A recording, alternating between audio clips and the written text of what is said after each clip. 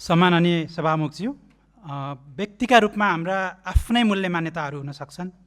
अझ उमेर समूहमा यति धेरै विविधता पाएको यो संसदका हरेक सार्वभौम सांसदको सोचाइमा भिन्नता हुन सक्छ।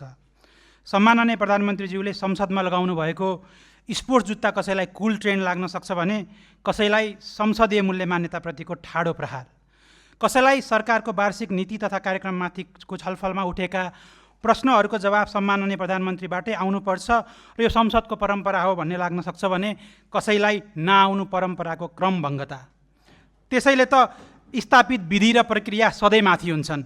प्रतिनिधि सभा नियमावलीले दिएको अधिकार प्रयोग गर्नुभएका सम्माननीय प्रधानमन्त्रीज्यू सार्वभौम संसदप्रति जवाबदेही हुनु भएन भन्ने विपक्षी दलका माननीय सदस्यहरूलाई लाग्छ भने उहाँहरूलाई प्रतिनिधि सभा नियमावलीको नियम 56मा टेकेर प्रधानमन्त्रीज्यूलाई संसदमै सिधा प्रश्न गर्न पाउने कानुनी बाटो छ भन्ने थाहा हुनुपर्छ।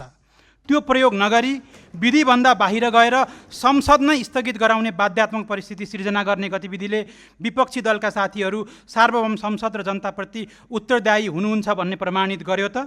मैले यो भूमिका किन बाँधेको हो भने नीतिको सही पालना नियतमा जोडिएको हुन्छ। समग्र देशको नीति तथा कार्यक्रम सफल बनाउन हामी सबैको नियत सही होस्। अब सम्माननीय राष्ट्रपतिज्यूले प्रस्तुत गर्नुभएको नीति तथा कार्यक्रममा मेरा केही सुझाव। सम्माननीय सभामुख महोदय, व्यवस्थापिकाको प्राथमिक र सर्वोच्च जिम्मेवारी नीति तथा कानुन निर्माण गर्नु हो भन्नेमा दुई मत छैन, तर हाम्रो वर्तमान अभ्यास त्यो छैन। एकाध बाहेक कानुन निर्माणको वास्तविक स्टेयरिङ संसदमा नभई मन्त्रालयको ब्युरोक्रेटिक संरचनाको हातमा छ। हामी सांसदहरू त्यस मस्यौदामाथि प्रतिक्रिया जनाउने र संशोधन हाल्ने भूमिकामा मात्रै छौँ। यदि संसद नीति निर्माणको साँचो अर्थमा सर्वोच्च थलो हो भने कानुन निर्माणको प्रक्रियागत संरचना नै परिवर्तन गरौँ।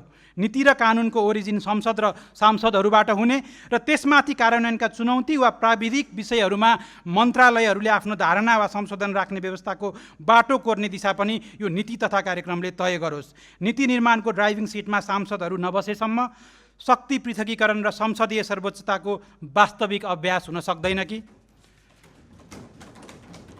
सम्माननीय सभामुख महोदय, एउटा सङ्घीय निर्वाचन गर्न राज्यको प्रत्यक्ष र परोक्ष रूपमा अर्बौँ खर्च हुन्छ। अर्बौँको त्यो लगानीबाट करोडौँ नागरिकको भविष्यको अभिभारा बोकेर आउने सांसदले गर्नुपर्ने नीति निर्माणको महत्त्व खर्बौँभन्दा बढी छ। तर यति ठुलो दायित्व बोकेका सांसदहरूको वृत्ति विकास र क्षमता अभिवृद्धिमा लगानी गर्न राज्य किन हिचकिचाइरहेको छ? यथार्थ के हो भने यो संसदका लगभग हरेक सांसदलाई नीतिगत, कानुनी र बहुआयामिक विषयहरूमा धेरै कुराहरूको सहयोग चाहिएको छ। विपक्षी दलका सांसदहरूलाई नियमावलीबारे प्रश्न सिकाउन सकिएको भए सायद संसद हिजो स्थगित हुन्थेन कि? त्यसैले सांसदहरूलाई सक्षम बनाउन, सांसदहरूको वृत्ति विकास र क्षमता अभिवृद्धिमा लगानी गर्ने विषय नीति तथा कार्यक्रममा समेटियोस् र पहिलो लगानी सांसदहरूलाई स्वकीय सचिवको सुविधा प्रदान गरेर गरियोस्। सम्माननीय सभामुख महोदय, सार्वभौम संसद नागरिकको आवाज गुन्जने सर्वोच्च थलो हो। यहाँ उठ्ने केही विषय राजनीतिक दाउपेचका होलान्, तर अधिकांश विषय नागरिकका प्रत्यक्ष पिरमिर मर्कासँग जोडिएका हुन्छन्। नागरिकका प्रतिनिधिले यो सर्वोच्च थलोमा राखेका गम्भीर विषयहरूलाई राज्यले सम्बोधन गर्यो कि गरेन भने किन गरेन भन्ने कुरा देखाउने अहिलेसम्म कुनै संयन्त्र नै छैन। संसदमा उठेका प्रश्नहरूको हिसाब किताब सांसद र नागरिक दुवैले पारदर्शी रूपमा थाहा पाउनुपर्छ। त्यसैले यो पटकको नीति तथा कार्यक्रमले एउटा डिजिटल ड्यासबोर्ड निर्माण गर्ने कुरालाई समेटोस्, जहाँ कुन सांसदले के विषय उठाए, कसलाई ध्यानाकर्षण गराए र त्यसमा के एक्सन लाइयो भन्ने कुरा आम नागरिकले प्रत्यक्ष ट्र्याकिङ गर्न सकुन्। सम्माननीय सभामुख महोदय, लोकतान्त्रिक जवाबदेहितालाई उच्च प्राथमिकतामा राख्दै जनअपेक्षा अनुरूप काम गर्न नसक्ने निर्वाचित जनप्रतिनिधिलाई उनीहरूको कार्यकाल नसकिँदै जनताले फिर्ता बोलाउन सक्ने राइट टु रिकलको अवधारणालाई संस्थागत गर्न आवश्यक संरचनात्मक र नीतिगत व्यवस्थालाई सरकारको नीति तथा कार्यक्रमले उच्च प्राथमिकतामा राखोस्। नोट चल्ने तर भोट नचल्ने प्रवृत्तिको अन्त्य हुनुपर्छ भनेर हामीमध्ये धेरैले पटक पटक भन्दै आएका छौँ। अब यो नारालाई व्यवहारमा रूपान्तरण गर्ने बेला आएको छ। स्थानीय निर्वाचन ऐन अनुसार अब स्थानीय निर्वाचन हुन लगभग 300 दिन मात्र बाँकी छ।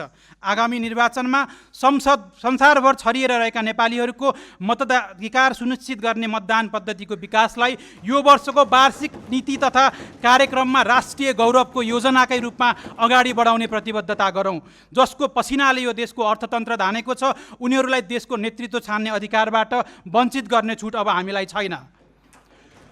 राजनीतिक पहुँच र तजबिजी अधिकारको अन्त्य गर्दै पूर्वाधार आवश्यकता सूचाङ्कको गणितीय अङ्कभारका आधारमा मात्र पुँजीगत बजेट विनियोजन गर्ने नीति यो पटक सरकारले अवलम्बन गरोस्। हरेक योजनाको छनौट र खर्च प्रणालीलाई सार्वजनिक डिजिटल ड्यासबोर्डमा आबद्ध गरी पूर्ण पारदर्शी बनाइयोस्। दाङका हरेक सांसद र दाङका अरू छिमेकी जिल्लाहरूले पनि टरीगाउँ एयरपोर्ट र राप्ती स्वास्थ्य विज्ञान प्रतिष्ठान माग गर्दै गर्दा त्यो पाइएन भने किन पाइएन भन्ने कुराको वैज्ञानिकता देखाउने मेकानिजम सरकारले बनाओस्।